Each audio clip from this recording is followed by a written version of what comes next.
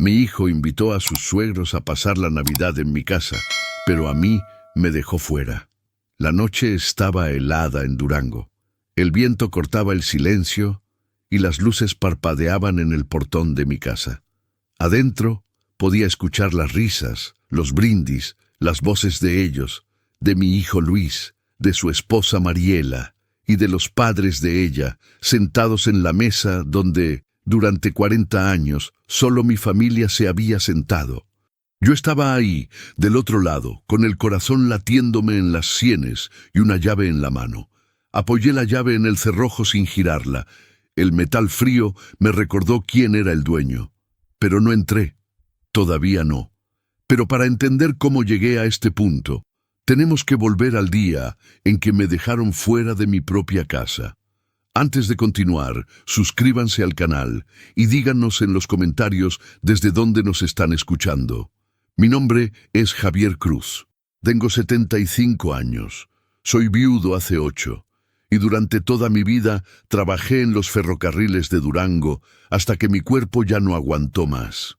Esta casa que ven, o mejor dicho, de la que hablo, la levanté yo mismo con mis manos, con el sudor de 30 años de trabajo y con la ilusión de dejarle algo digno a mi hijo. Pero resulta que hay cosas que uno construye con las manos y que otros destruyen con palabras.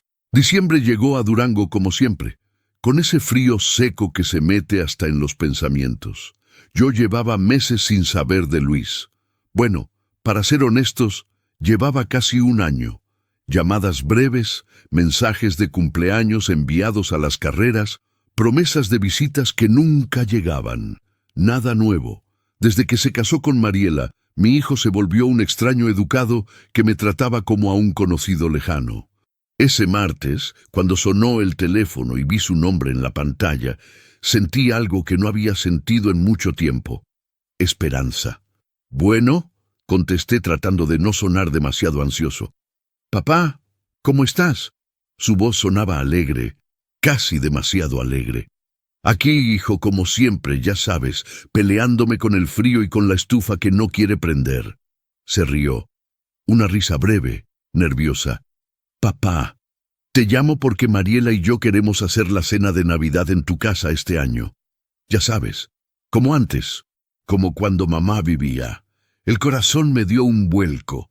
Por un momento cerré los ojos y pude ver a mi Rosa preparando el ponche en la cocina, colgando las luces en el patio, regañándome porque siempre ponía el nacimiento chueco. «Claro, hijo», respondí, y la voz se me quebró un poco. «Claro que sí. Esta casa siempre ha sido tuya». «Perfecto, papá. Entonces nos vemos en unos días para ir organizando todo. Te quiero». Colgó antes de que pudiera decirle que yo también lo quería. Me quedé ahí, con el teléfono en la mano, sintiendo algo que no sabía si era alegría o miedo.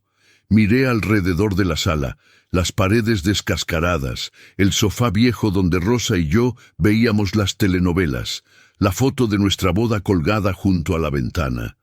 Todo estaba cubierto de polvo y olvido, pero ahora tenía una razón para limpiar, para vivir, para creer que todavía importaba. Los siguientes días los pasé como un loco. Barrí, trapeé, lavé cortinas que no tocaba desde el funeral de Rosa. Desempolvé las cajas de decoraciones navideñas que guardaba en el cuarto de atrás, esas que olían a madera vieja y a recuerdos.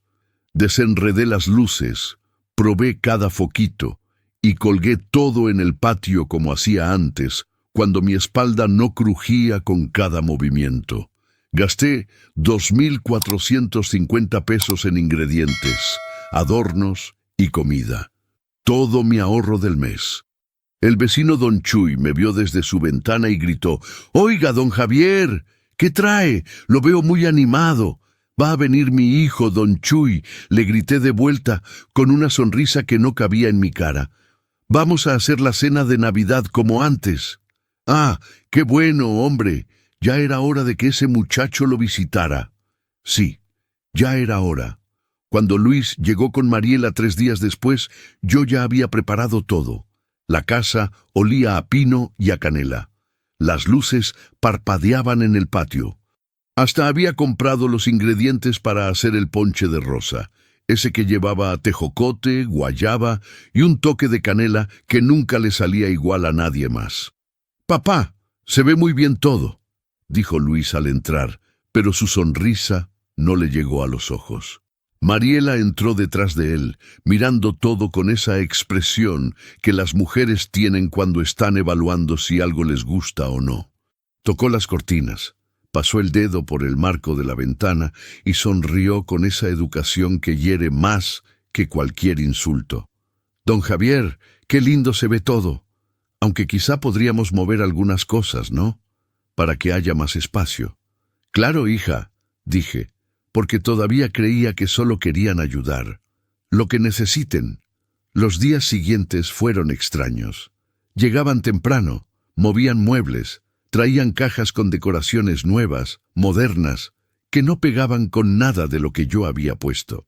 Colgaron un Santa Claus inflable en el jardín que se veía ridículo junto a mi nacimiento de madera tallada. Cambiaron mis luces amarillas por unas azules que parecían de discoteca. Yo solo observaba, callado, diciéndome que era su forma de hacer las cosas, que los tiempos cambian, que yo ya estaba viejo para entender estas modas. Pero entonces llegó ese viernes en la tarde. Mariela estaba en la cocina, reorganizando mis ollas. Luis revisaba unas listas en su teléfono. Yo estaba sentado en mi sillón, el único mueble que no habían movido, viendo cómo mi casa se convertía en algo que ya no reconocía. Mariela se acercó con esa sonrisa suave, esa que usan para decir cosas feas con palabras bonitas. «Don Javier», empezó, sentándose en el borde del sofá, «no se ofenda, por favor, pero este año van a venir mis papás a la cena». «Ah, qué bien», dije, sin entender todavía. «Mientras más, mejor. Yo puedo hacer más ponche». Ella bajó la mirada. «Es que, bueno, mis papás son un poco especiales. Les gusta tener su espacio, ¿entiende? Y pensamos que quizás sería mejor que usted, no sé, que pasara la Nochebuena con algún amigo o en casa de algún familiar, para que ellos estén más cómodos». El silencio que siguió fue tan frío como el aire de Durango. La miré. Luego miré a Luis, que no levantó la vista de su teléfono. «¿Me estás diciendo que no quieres que esté en mi propia casa en Navidad?», pregunté, y la voz me salió más tranquila de lo que esperaba. «No es eso, don Javier. Es solo que, hija». Luis finalmente habló, sin mirarme. «Papá, es solo por una noche. ¿Tú entiendes? Entender, claro. Yo siempre tenía que entender». Me levanté despacio, sintiendo cómo cada hueso de mi cuerpo crujía. Caminé hacia la ventana y miré el patio, las luces que había colgado con tanto amor, el nacimiento que tallé hace 30 años, el jardín donde Rosa plantaba rosas y donde ahora solo crecían espinas. «Está bien», dije. «No se preocupen. Esa noche no cené. Me senté junto a la estufa apagada y dejé que el frío me comiera vivo. Esa noche entendí algo. Si me dejaban afuera una vez más, no sería yo quien se quedaría en la calle». Los días siguientes fueron los más largos de mi vida. Luis y Mariela llegaban cada mañana con cajas, bolsas, muebles nuevos que no pedí y que no necesitaba. Escuchaba el sonido de los martillos clavando cosas en mis paredes, el roce de los muebles siendo arrastrados por el piso de madera que yo mismo había barnizado hace décadas. Cada golpe era como un clavo en mi pecho. Me convertí en un fantasma en mi propia casa. Mariela traía su música, esa música moderna que no entiendo, llena de gritos y ritmos que me dolían en los oídos. El olor de la casa cambió también. Ya no olía a café viejo y a madera. Ahora olía a perfumes caros, a comida que no reconocía, a velas aromáticas que me daban dolor de cabeza. «Don Javier, ¿podría moverse un poquito?», me decía Mariela cada vez que estorbaba en mi propia sala. «Es que necesitamos pasar con esto». Y yo me movía, siempre me movía. Luis ya ni me hablaba. Entraba con su teléfono pegado a la oreja, dando órdenes, revisando listas, comportándose como el dueño de todo. Y veces lo veía caminar por el pasillo donde aprendió a dar sus primeros pasos y buscaba en sus ojos algún rastro del niño que se subía a mis hombros para alcanzar las estrellas. Pero ese niño ya no existía. Una tarde estaba sentado en el patio, porque dentro ya no cabía, cuando llegó la vecina doña Lupita con su mandado. «Don Javier», me dijo por encima de la cerca, «¿y usted no va a estar en la cena de Navidad?». La pregunta me atravesó como un cuchillo. «Este año la voy a pasar tranquilo, doña Lupita», mentí con una sonrisa que me dolió en los labios. Lejos del ruido. Ya sabe, a mi edad uno prefiere la paz. Ella me miró con esos ojos que saben más de lo que dicen. «Ay, don Javier, usted y sus cosas. Bueno, pues que la pase bonito, donde sea que vaya, como si mi casa ya no fuera mi lugar». Don Chuy también preguntó, y la comadre de la esquina, y hasta el muchacho que reparte el gas. Todos me miraban con lástima, como si ya supieran lo que yo apenas estaba entendiendo, que me habían sacado de mi vida sin siquiera echarme. Un robo silencioso, sin violencia, pero robo al fin. Las noches eran peores. Me acostaba temprano porque no tenía nada más que hacer, pero no podía dormir. Desde mi cuarto escuchaba las risas que venían del patio. Escuchaba a Luis, probando la bocina nueva que habían comprado, a Mariela dándole indicaciones sobre dónde poner las mesas, sobre el menú, sobre los vinos que costaron 1,800 pesos. Hablaban de todo como si yo no existiera. Una noche escuché a Luis decir: «Creo que le van a gustar mucho a tus papás. Esta casa tiene su encanto, ¿no?». Y Mariela respondió: «Sí, aunque está un poco vieja. Pero con las decoraciones ya se ve más presentable». Vieja. Mi casa estaba vieja, como yo. Me levanté de la cama y caminé hasta la ventana. El patio brillaba con esas luces azules horribles que habían puesto. Ya no se veía el nacimiento que tallé. Lo habían movido a una esquina, casi escondido, como si les diera vergüenza. En ese momento, con el frío colándose por los vidrios y el corazón latiendo despacio en mi pecho, tomé una decisión. Abrí el cajón de mi mesa de noche y saqué los papeles de la casa. La escritura que llevaba mi nombre, Javier Cruz Mendoza. La firmé cuando tenía 30 años, cuando todavía creía que las cosas que uno construye duran para siempre. Los desdoblé con cuidado y leí cada línea, como si fuera la primera vez. Ahí estaba todo, la dirección, las medidas del terreno, mi firma joven y segura al final. Esta casa era mía, no por orgullo, no por terquedad, sino por derecho, por sudor, por años de levantarme a las 4 de la mañana para tomar el tren, por cada peso que no gasté en mí mismo para poder pagar los ladrillos, por cada noche que Rosa y yo nos dormimos soñando con el día en que estuviera terminada. Guardé los papeles de vuelta. Afuera, las risas continuaban, la música seguía sonando, y yo, en mi cuarto oscuro, cerré los ojos y respiré hondo. Guardé los papeles y por primera vez pensé en venganza, la del dueño que vuelve a tomar lo que es suyo. El sábado por la tarde llegaron en una camioneta nueva que brillaba tanto que lastimaba la vista. Don Evaristo bajó primero, un hombre gordo, con camisa de marca y esos lentes oscuros que usan los que quieren aparentar más de lo que son. Detrás venía doña Teresa, toda perfumada, con el cabello tan tieso de laca que parecía casco. Los dos miraron mi casa como si estuvieran entrando a un museo de cosas viejas y feas. Yo estaba en el portal, con mi camisa limpia y mi mejor pantalón, esperándolos como el dueño de casa que todavía era. «Buenas tardes», dije, extendiendo la mano. «Soy Javier, el papá de Luis». Don Evaristo me estrechó la mano con desgano, de esos apretones flojos que no significan nada.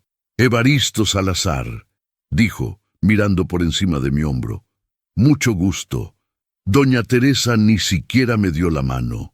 Solo hizo un movimiento con la cabeza, como cuando uno saluda a alguien que no le interesa conocer. ¡Ay, qué pintoresco!, dijo ella, viendo el jardín donde Rosa plantaba sus flores. Es muy tradicional, ¿no? Tradicional. Otra palabra bonita para decir viejo. Mariela salió corriendo a recibirlos, todas sonrisas y abrazos.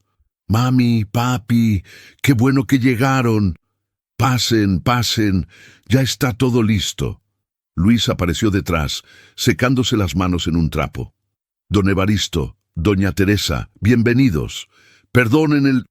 Bueno, ya saben, es una casa antigua, pero tiene su historia. Perdonen, mi hijo estaba pidiendo perdón por mi casa. Lo siguieron adentro y yo me quedé ahí parado, en mi propio portal, sintiendo cómo el aire frío me recordaba que ya no era bienvenido ni en la entrada. Entré detrás de ellos. Doña Teresa tocaba todo con la punta de los dedos, como si tuviera miedo de ensuciarse. Se detuvo frente a la foto de mi boda con Rosa y ladeó la cabeza.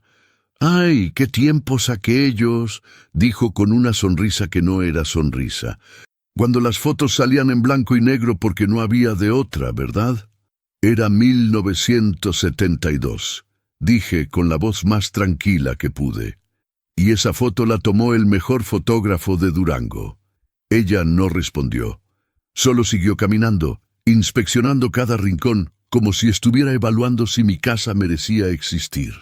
Don Evaristo se sentó en mi sillón, donde me sentaba todas las noches, y empezó a hablar de su negocio, de sus propiedades, de los 52,000 pesos que acababa de gastar en remodelar su cocina. 52,000 pesos. Lo dijo 3 veces, como si yo fuera sordo o estúpido. Luis reía con cada comentario, asentía con cada presunción, se comportaba como un perrito faldero buscando aprobación. «Sí, don Evaristo, qué interesante», decía. «Yo también he pensado en invertir en bienes raíces». «Bienes raíces». Mi hijo nunca había dicho esa palabra en su vida. Yo me senté en una silla de la cocina, lejos de todos, viendo cómo representaban esa obra de teatro donde yo era el personaje que sobra. Doña Teresa llamó a Mariela aparte y empezaron a hablar en voz baja, pero yo escuché todo. «Hija, ¿estás segura de que vamos a estar cómodos aquí? Es que ya sabes, tu padre necesita su espacio, y esto es muy reducido». «No te preocupes, mami, ya lo arreglamos». «¿Ya lo arreglaron? ¿Y don Javier?» «Ya hablamos con él, va a pasar la Nochebuena en otro lado». Hablaron de mí como si fuera un mueble que estorba. Pasaron las horas. Don Evaristo pedía cosas, más hielo, otra cerveza, que cambiaran el canal de la tele. Doña Teresa se quejaba del frío, de la luz, del ruido de los perros del vecino. Luis y Mariela corrían de un lado a otro, tratando de complacerlos, de hacer que esa casa miserable les pareciera menos miserable. Cuando ya oscurecía, Mariela se me acercó con esa cara que ponen cuando van a dar malas noticias. «Don Javier», susurró, «ya hablé con don Chuy. Dice que puede pasar la Nochebuena con usted. ¿Le parece bien? Así no está solo». Así no estaba solo. Como si la soledad fuera el problema y no la traición. «Y bueno», continuó, «ya pedí un taxi para que lo lleve. Va a llegar como en media hora». La miré a los ojos, esos ojos que un día me llamaron suegrito con cariño y que ahora solo veían un estorbo. «No te preocupes, hija», dije, con una calma que me sorprendió hasta a mí. «No necesito que me saquen. Sé cuándo sobro». Me levanté despacio, caminé hacia mi cuarto y cerré la puerta. Escuché a Mariela suspirarle a Luis. Ya se enojó. «Déjalo», respondió mi hijo. «Ya se le va a pasar». Abrí el cajón, saqué la llave extra de la casa, esa que siempre guardaba ahí por si algún día la necesitaba. La sostuve en mi mano, sintiendo el peso del metal frío, el peso de la decisión que estaba tomando. Salí del cuarto con mi chamarra puesta. «Ya me voy», dije, sin mirar a nadie. «Que disfruten su cena». Cerré la puerta con calma al salir. Metí la llave en el bolsillo. y por primera vez pesó como un martillo. Las calles de Durango estaban vacías. Era Nochebuena y todo el mundo estaba en sus casas, con sus familias, cenando, riendo, brindando por un año más juntos. Todo el mundo menos yo. Caminé sin rumbo, con las manos metidas en los bolsillos de mi chamarra vieja, sintiendo cómo el viento de diciembre me cortaba la cara. Cada paso resonaba en el pavimento como un recordatorio de lo solo que estaba. Pasé frente a las casas iluminadas, esas donde se veían sombras moviéndose detrás de las cortinas, donde se escuchaban risas y música navideña. Yo también tuve eso alguna vez. Recordé la Navidad del 78, cuando Luis tenía apenas 5 años. Rosa había preparado tamales desde la madrugada y la casa olía a masa y a chile. Luis corría por toda la sala con su carrito nuevo, ese que le compré con la quincena completa, porque quería verlo feliz. Rosa me regañó por gastar tanto, pero luego me abrazó y me dijo al oído: «Eres el mejor papá del mundo». Esa noche cenamos los 3 juntos, solo nosotros, y fue suficiente, más que suficiente. ¿Cuándo dejó de ser suficiente? Seguí caminando y llegué hasta la plaza principal. Estaba desierta, con el kiosco iluminado y el nacimiento gigante que el municipio ponía cada año. Me senté en una banca, la misma donde Rosa y yo nos sentábamos a ver pasar a la gente los domingos. El frío me calaba hasta los huesos, pero no me importó. Había un frío peor adentro, uno que ninguna chamarra podía calentar. A lo lejos escuché el sonido de una tienda que todavía estaba abierta. Caminé hacia allá. Era don Fermín, el de la tienda de la esquina, cerrando su negocio. «Don Javier», me dijo sorprendido, «¿qué hace por aquí a esta hora? ¿No debería estar cenando con su familia?» «Ya cené», mentí. «Solo salí a caminar un rato». Me miró con esos ojos que saben cuando alguien está mintiendo, pero no dijo nada. «¿Quiere un ponche? Me sobró de la cena. No lo voy a tirar, lléveselo». «Gracias, don Fermín». Me dio un vaso de unicel lleno de ese líquido caliente que olía a canela y a recuerdos. Me lo llevé y seguí caminando por las calles vacías. Me detuve bajo un poste de luz y alcé el vaso hacia el cielo oscuro. «Por los que olvidan», dije en voz alta, sin importarme si alguien me escuchaba, «y por los que seguimos vivos». Tomé un trago. Sabía distinto al ponche de Rosa, pero me calentó la garganta y eso bastó. Caminé de vuelta hacia mi casa, pero me detuve a media cuadra. Desde ahí podía ver las luces, escuchar el murmullo de las voces, el sonido de la música.